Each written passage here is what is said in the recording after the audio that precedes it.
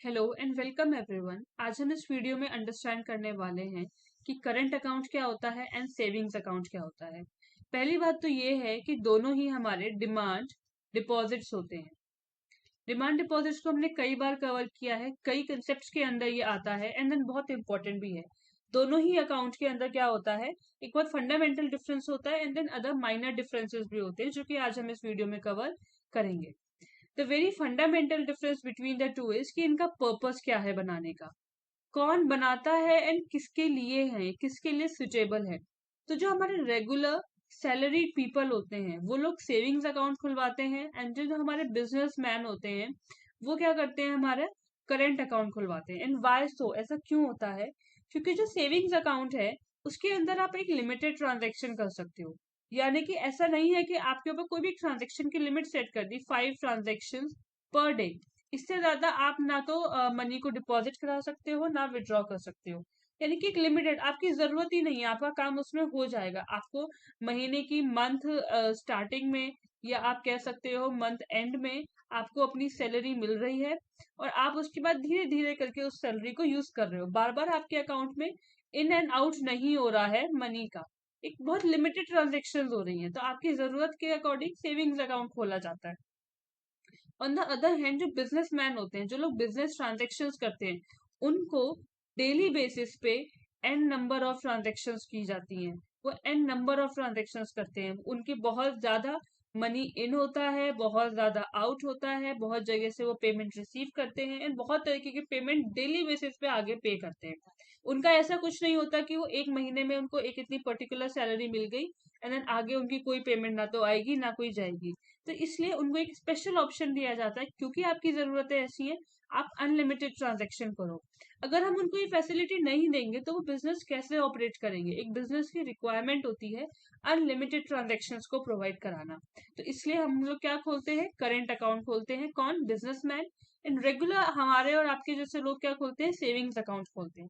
ये इसका fundamental difference है। Other minor point of difference क्या होते हैं इसमें? सबसे पहला पर्पस से ही शुरू करेंगे, जो इसका फंडामेंटल डिफरेंस था। ये हमारा सेविंग्स अकाउंट है एंड देन ये हमारा करंट अकाउंट है।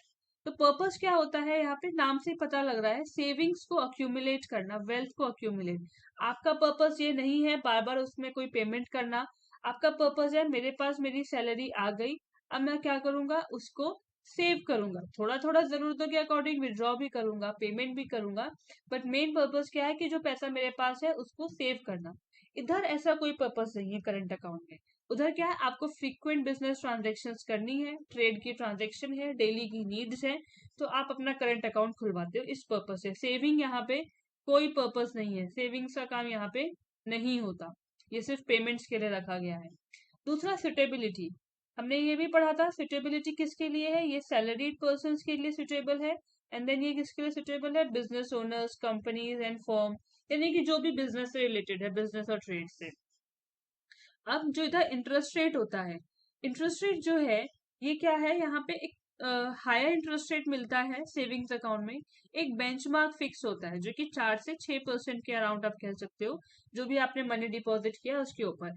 इधर करंट अकाउंट में मोस्टली हम कहते हैं कि इंटरेस्ट रेट नहीं ही होता, क्योंकि आप इतना ज्यादा अनस्टेबल होते हो यहाँ पे अपने मनी को लेके। किसी दिन मनी आ रहा है, किसी दिन जा रहा है, बिल्कुल डेली बेसिस पे आपका जो बैलेंस है वो फ्लक्चुएट करता है। इसलिए मोस्टली इसके ऊपर कोई रेट ऑफ इंटरेस्ट पे नहीं किया जाता है। बट दूसरा हमारे पास आता है ट्रांजैक्शन लिमिट। इधर लिमिटेड ट्रांजैक्शन है, बैंक पहले ही बोल देता है आप अपने सेविंग अकाउंट पे पर डे में, पर मंथ में इतनी ट्रांजैक्शन ही कर सकते हो, इससे ज्यादा नहीं। On the other hand current account में कोई रिस्ट्रिक्शन नहीं होती है, आप जितनी चाहे उतनी ट्रांजैक्शन कर सकते हो। फिर है बैलेंस मेंटेनेंस।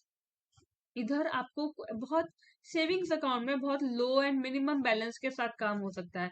आजकल तो जीरो बैलेंस अकाउंट भी खुलते हैं, यानी कि आप अपना बैंक अकाउंट जीरो बैलेंस के ऊपर चला सकते हो, जरूरी नहीं है आपको कोई एक मिनिमम बैलेंस उसके ऊपर बनाना हो। जैसे जब हमने देखा था जन धन योजना लॉन्च की गई थी, तो वो जीरो बैलेंस अकाउंट ही थे, क्योंकि वो किसके लिए बनाई गई थी, फॉर पुअर पीपल, जो बहुत मार्जिनली बैकवर्ड पीपल होते हैं उनके लिए। उनके पास मनी नहीं होता, तो उनके लिए उनका अकाउंट खोला गया था एट जीरो बैलेंस। तो सेविंग्स अकाउंट में जीरो बैलेंस से भी चल जाता है।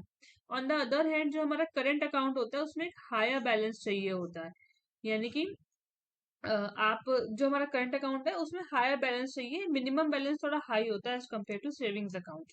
तो हम क्या कह सकते हैं, नाउ टू कंक्लूड, जो सेविंग्स एंड करंट अकाउंट है both are demand deposits, and demand deposits are different from term deposits. ये डिफरेंट चीज है, ये हमने प्रीवियस वीडियो में पढ़ी थी, that demand deposit and term deposit are two different thing.